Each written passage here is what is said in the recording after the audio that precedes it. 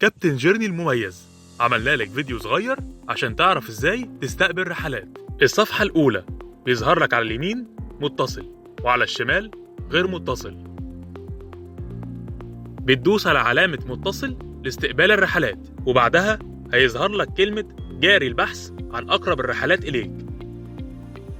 ولما بتجيلك رحلة بيكون مكتوب فيها لوكيشن العميل واللوكيشن اللي العميل رايحه، وبيكون مكتوب تحت عدد الكيلوهات وجنبها الوقت وجنبها السعر وجنبها ايه هي نوع الرحلة، سكوتر أو سيارة أو باص أو فان. وبعدها بتدوس على الرحلة بيظهر لك السعر المقترح، وممكن من هنا تكتب السعر المناسب ليك.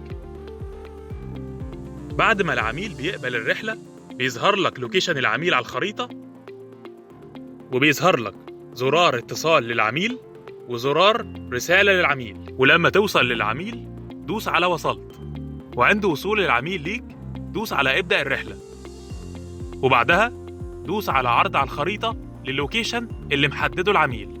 وبعد الوصول لنهاية الرحلة بتدوس على إنهاء الرحلة، وبعدها تدوس على تحصيل المبلغ. جيرني مصر، توصل بالسلامة.